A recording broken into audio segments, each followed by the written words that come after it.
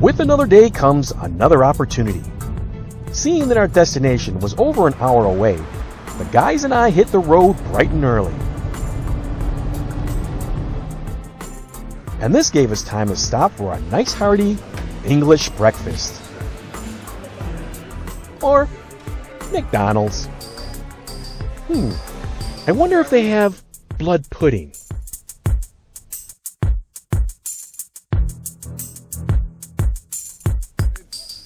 Arriving at our destination saw overcast skies and the smell of bacon in the air. Hey, Dave, I'm Russ. Nice to meet you too. Whereabouts you from?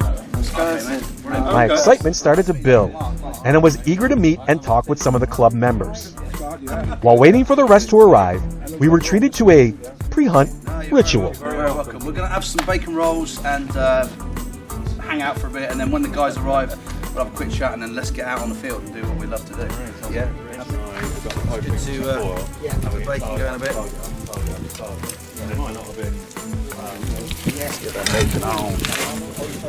After finishing my second breakfast, we chatted a bit more while the rest of the club members settled in.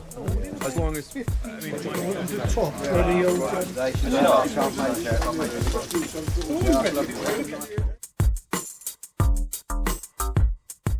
I know people are itching to get out on the field, no more so than myself. So first of all, before we go any further, I'd just like to welcome some guests that we have here with us today. As you know, as a club, we've just recently introduced the idea of bringing guests along. Casey and Dave have come to join us today and have a bit of a dig with us, so we welcome both of you. Dave is Gary's kind of American counterpart and has come over to see Gary and to do work with Gary. And I've also been out to France to do stuff at the XP factory, so he's itching to get out on a field where he might be able to find a little bit of history, because we know you ain't going to find it in your own country, Dave. Really.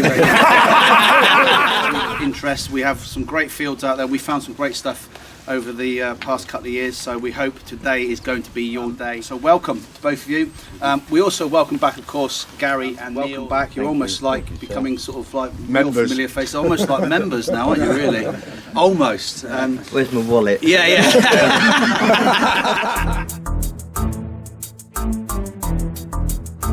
Little hammered coin, second hole of the field, little hammered coin. It's probably an Edward. There's a little long cross penny, maybe even a halfpenny. I'd need to clean it, David, to see, but the face is pretty well blown on it. All right, I'll take congrats. He's on the board. I'll take it. Pretty crisp, small. Check out the VDI numbers here. Did the 90s, but again, I'm using the high frequency cord at 28, so this is probably could be a really decent button.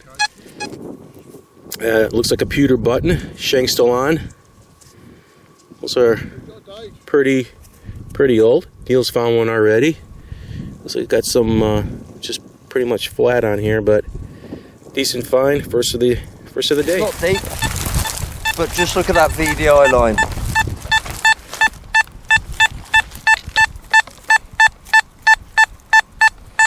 So it's not a deep target, just worth investigating.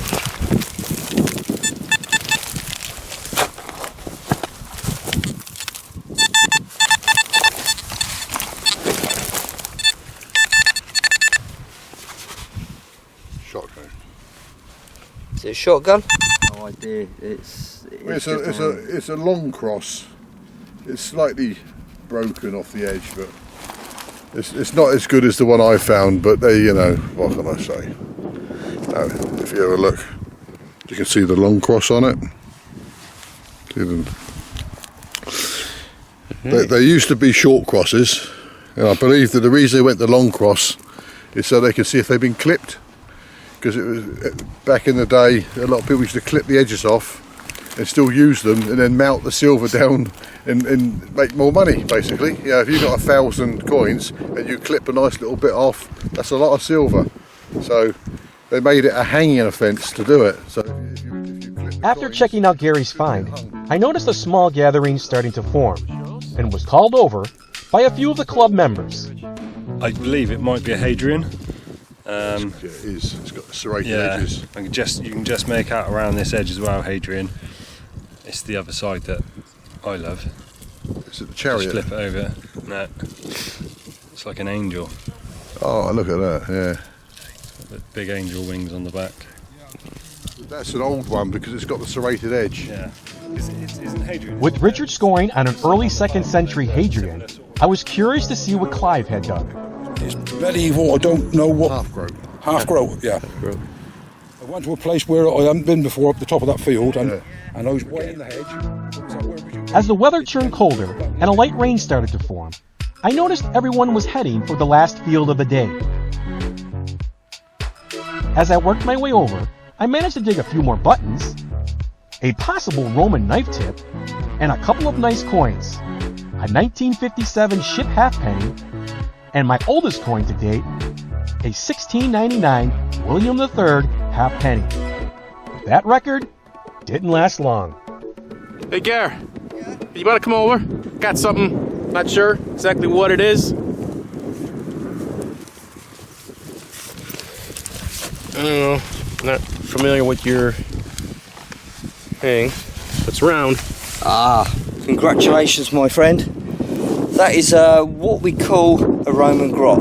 It's definitely 100% a Roman coin. When we get back to the truck, we'll give it a bit of a clean up. I think there is some detail on that, you know. Possibly a Constantine, don't know. We'll have a look. So, year-wise, what do you think? How old? I would say probably 1st century. 1st century AD. Are these like your wheat pennies? You guys find a ton of these? If you're on the right site, you find a lot of them, but you have to work for them, you know. You have to work for them. So, congratulations, my friend. Thank you. As the weather turned for the worse, and with daylight running out, we decided to pack it up for the day. Soaked to the bone, covered in mud, we chatted a bit longer, and said our last goodbyes.